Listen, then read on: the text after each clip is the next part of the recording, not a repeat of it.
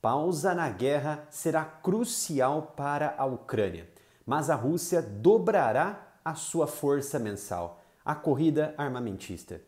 Surge aquela dúvida entre os principais analistas militares. Será que um acordo de cessar-fogo beneficiará a Ucrânia, beneficiará a Rússia ou ambas as partes?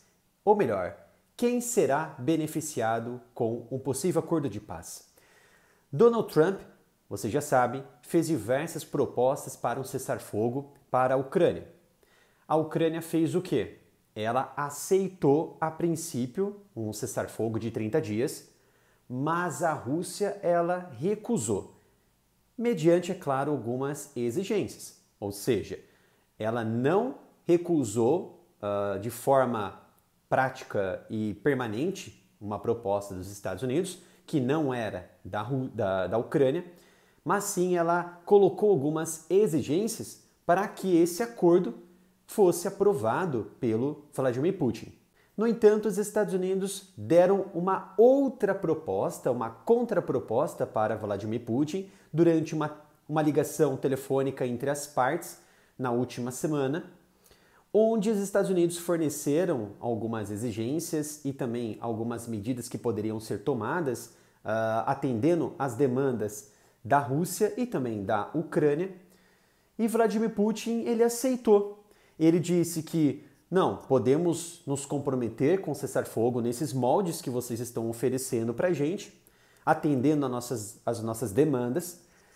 E a Ucrânia, nesse ponto, ela se comprometeu a estudar essa proposta e também se encontrar futuramente, dentro de alguns dias, com os Estados Unidos, provavelmente também na Arábia Saudita. Só que nenhum acordo entre as partes foi alcançado até então, ou seja, nada foi assinado, nenhum acordo de 30 dias, nenhum acordo contra ataques em infraestruturas críticas de ambos os lados. O que já sabemos é que, segundo uma nota do Kremlin, é que haverá uma reunião novamente presencial na Arábia Saudita entre Estados Unidos e Rússia na próxima segunda-feira. Isso já é certo. É claro que não foi divulgado o teor em si, as pautas desta negociação, mas é claro que deve tratar sobre as demandas russas e também dos Estados Unidos, que vai acolher as demandas de Zelensky para colocar na mesa de discussão e assim ver se a Rússia ela toma logo uma medida para aceitar um acordo. Ponto. Nesse momento, Putin ele afirmou que a Rússia ela pausaria os ataques contra as infraestruturas críticas da Ucrânia e assim a Ucrânia também faria a mesma coisa, não atacaria as profundezas da Rússia. Entretanto, a Ucrânia e a Rússia atacaram mutuamente logo após as últimas conversas entre Donald Trump e Putin, onde a Rússia ela entendeu que poderia aceitar esse cessar-fogo, e assim um começou a acusar o outro de que violou o acordo, as mídias começaram a cair em cima da Rússia, da Ucrânia, porque fizeram isso, fizeram aquilo, e trouxe ali um problemão para ser discutido novamente de que a Rússia ou a Ucrânia uma outra violou o tratado ou o acordo que foi feito, estabelecido com os Estados Unidos. No entanto, nada foi assinado, nada foi estabelecido. Então, nós encerramos essa discussão em que as mídias vêm colocando como a Rússia violou o acordo, etc, etc, etc. Mas o jogo continua. O jogo do debate para trazer negociações na mesa e assim encerrar esse conflito ou pelo menos chegar a um acordo de cessar-fogo de 30 ou menos ou mais dias, mas isso é positivo. Então precisamos enxergar o lado bom dessa discussão, desse debate e não ficar à mercê de debates ou de narrativas que façam com que uma negociação como essa importante, que nos últimos 3 anos nada fora feito até então, nada fora discutido, e isso com certeza é um passo muito importante para a paz, tá? Então, analisando friamente essa situação, um acordo de cessar-fogo seria muito bom para a Ucrânia, dependendo, é claro, de qual ângulo você enxerga o cenário de que esse acordo poderia estar atendendo às demandas da Ucrânia. Só que é preciso, então, observar, nesse momento, quais os setores da Ucrânia, em quais locais essa questão de cessar-fogo poderia ser benéfico para os ucranianos e também para a Rússia. Por exemplo, a Rússia ela se beneficiaria e muito nas porções em batalha na região de Toretsk e também de Pokrovsk. Porque Pokrovsk é um ponto-chave da Rússia, onde Putin tenta quebrar o eixo logístico e também de resistência do exército ucraniano. Se de fato conseguir quebrar essa espinha logística, vai entregar aos russos uma ponta de lança que pode aumentar essa ofensiva russa e enfraquecer o exército ucraniano nessas regiões e chegar e atingir as regiões ao redor da cidade principal, ao centro da região da Ucrânia de Dnipro, ou seja, Dnipropetrovsk. Então será fundamental essa ponta de lança da Rússia em chegar e quebrar toda essa espinha logística ucraniana. Ponto. Conquistando Pokrovsk já é um ponto principal de alavancar ainda mais a sua vitória da Rússia na região de Donetsk. No entanto, esse acordo traria algum benefício para a Ucrânia? Sem dúvida que sim. Eu fiz aqui uma lista muito complexa dos principais pontos estratégicos que a Ucrânia poderia explorar desse acordo de cessar-fogo. Por exemplo, a Ucrânia poderia aumentar a sua mobilização militar em todo o país, atendendo às exigências dos comandantes em terra que estão precisando de mão de obra mais viva, com gás, né? Cheia de novas estratégias e experiências de combate, porque há também rodízios, mesmo que lentos e poucos, há rodízios. E esses que descansaram precisam ser levados para outros pontos e assim obter melhores posições ou até mesmo vitórias. Outro ponto interessante é melhorar o treinamento militar. Zelensky ele é muito resistente a diminuir a idade de recrutamento, pois ele ainda atende às demandas de chamar recrutas acima de 27 anos, 26 anos, mas não aqueles que estão na faixa do serviço militar, por exemplo, 18 anos e assim por diante, porque isso traz muita impopularidade para o seu governo. Mas, nesse ponto, Zelensky não está enxergando uma eleição a princípio, que mesmo está sendo ali pressionado pelos Estados Unidos para que haja uma eleição, só que eles estão em lei marcial. E como tal, não pode haver nenhuma eleição com base na Constituição. Ponto. Então esse treinamento e mobilização poderiam ser feitos baseado nesse ponto, explorar idades mais jovens para o campo de batalha. Não há outra opção de Zelensky. Inclusive, foi até recomendação da própria OTAN. E o terceiro ponto que eu coloco aqui é que a Ucrânia ela poderia explorar em aumentar o seu arsenal militar com base nesse cessar-fogo, porque a assistência militar ocidental continuará e é esse ponto que Putin não quer que aconteça. Ou seja, ele não quer que nesse período de cessar-fogo possa haver uma transferência e assistência militar com equipamentos para a Ucrânia. Então ele não quer isso, ele não quer que haja continuação desse apoio, desse suporte, mas isso não vai ser atendido por ambas as partes, tanto da Rússia quanto da Ucrânia, ou seja, a Rússia também não vai receber equipamentos dos seus aliados e a Ucrânia também não vai aceitar não receber esses equipamentos dos seus aliados. Isso faz com que a Ucrânia ela perceba que aumentar o seu arsenal será possível no momento de cessar-fogo. E outro ponto é a trégua nos ataques de mísseis e também de drones e foguetes por parte da Rússia contra diversos redutos militares, cidades importantes e estratégicas, como por exemplo a capital Kiev, já que ela poderia restaurar alguns domínios aéreos que até então não conseguiu restaurar e que é impossível em momentos de crise como esta, onde a Rússia ela continua atacando e bombardeando diversos pontos da Ucrânia.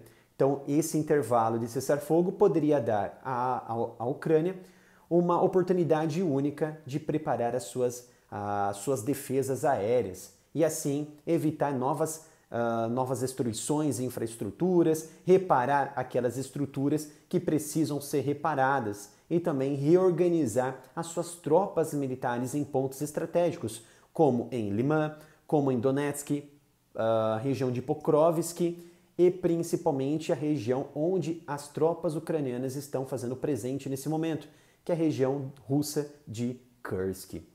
E quais os benefícios, então, que a Rússia ela poderia receber diante de um cessar-fogo, sei lá, de 30 dias ou mais ou menos dias?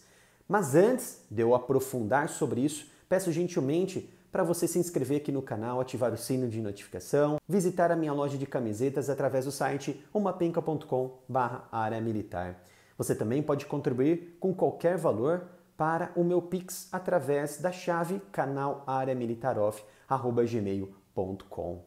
E um dos benefícios interessantes e que a Rússia poderia receber, sem dúvida, é igual à Ucrânia: reagrupar as suas forças militares em diversos pontos, principalmente nas linhas de combate onde há uma resistência por parte da Ucrânia e há uma batalha mais intensas, como por exemplo Pokrovsk, como na região russa, propriamente do território russo de Kursk. Um dos motivos de que entra um outro benefício deste cessar-fogo, que é tentar se preparar e minar a região de fronteira com Sami, que é uma região de fronteira da Ucrânia, ou seja, impedir com que haja uma nova invasão em território russo. No entanto, a Rússia ela já estuda não aceitar nenhum acordo de cessar-fogo enquanto essas tropas da Ucrânia estiverem ainda permanecendo em território russo. Não quer dizer que Putin vai entregar uma demanda para Trump, para que Trump entregue para Zelensky, solicitando que as tropas se retirem do território russo, porque isso não vai acontecer. Porque parece que Putin está lidando com a situação de Kursk como um problema pessoal. Agora, isso não é algo relacionado com o conflito, com a operação militar especial, como Putin chama essa guerra, mas é algo mais pessoal. Então parece que o exército russo quer dizimar totalmente as tropas ucranianas do seu território, expulsá-las e os remanescentes que permanecerem ali na região vão ser tratados como terroristas. Então esse é um ponto interessante, um ponto-chave de que um acordo pode não ser possível nesse momento, mesmo diante de uma reunião que vai acontecer na segunda-feira na Arábia Saudita. Então vamos ficar esperto nessa situação, ficar esperto nesta pauta, para trazermos aqui novas atualizações. E assim como acontece num pensamento de benefício para a Ucrânia, a Rússia também poderia se beneficiar com o melhor aparato de um arsenal militar em favor de melhorias da sua indústria, tanto militar interna quanto a indústria de importação. Porque nesse ponto, o que vai acontecer? A Rússia ela vai acumular estoques de armamentos que são produzidos internamente na sua base industrial de defesa. Isso não vai precisar o quê? Isso não vai fazer com que a Rússia utilize esses equipamentos na guerra, mas esses equipamentos que chegam de importação de aliados como Irã, Coreia do Norte, vão chegar até o seu país, vão ser estocados e redistribuídos nas melhores posições e de maior demanda no conflito. E assim que o conflito retornar à sua normalidade de guerra, eles vão utilizar esse estoque de importação e não o seu próprio produto, que tem uma tecnologia mais sofisticada e de maior confiança do que os equipamentos externos, os equipamentos de aliados. Tá? E a Rússia ela sempre teve uma mão de obra muito maior do que da Ucrânia, que sofre hoje com a falta e escassez de mão de obra para atuar no conflito, para atuar na guerra. Isso não é novidade para ninguém. Então a Rússia ela também poderia melhorar a sua mobilização militar, seu treinamento militar e realizar rodízios de militares, seja de brigada, nível de brigada ou batalhão, aí fica a decisão dos comandantes, para trazer soldados com mais renovados, com um gás melhor para continuar a batalha ininterruptamente durante 24 horas por dia no campo de conflito. E assim, a Rússia, finalmente, ela poderia melhorar a sua manobra marítima na região do Mar Negro, que foi constantemente atacada tanto por drones aéreos quanto por drones marítimos remotamente controlados de ataques da Marinha e também da inteligência da Ucrânia.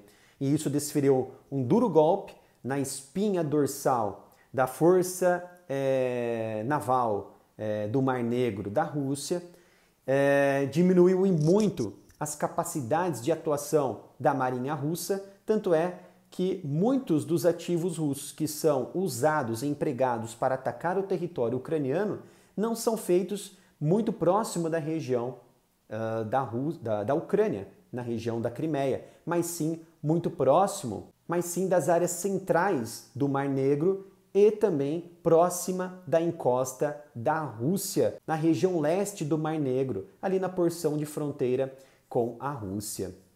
Então vejam só que isso vai trazer melhores manobras marítimas para a Rússia no Mar Negro, poderá reposicionar os seus equipamentos, trazer uma linha mais defensiva antiaérea para a região de encosta, e também linhas de defesa antidrones, que são um dos maiores responsáveis pelas baixas de militares, de materiais, de suprimentos militares dentro da Crimeia, que hoje é controlada pela Rússia desde 2014. Então, um possível cessar-fogo que possa ser feito amanhã ou depois ou daqui uma semana beneficiará os dois lados, principalmente pelo fato de que eles estariam, dentro desse cessar-fogo, se rearmando constantemente numa corrida armamentista muito intensa, que eles poderiam ainda enviar suprimentos e melhorar a força de trabalho de seus militares na linha de frente. Espero que tenham gostado de mais um vídeo aqui no canal. Não se esqueça de se inscrever no canal, ativar o sino de notificação, visitar a minha loja de camisetas através do site umapenca.com/área militar, e também você pode me ajudar com qualquer valor através do meu Pix, canal areamilitaroff@gmail.com, vai ajudar e muito na continuação do meu trabalho. Obrigado pela sua presença e nos vemos no próximo vídeo aqui no canal.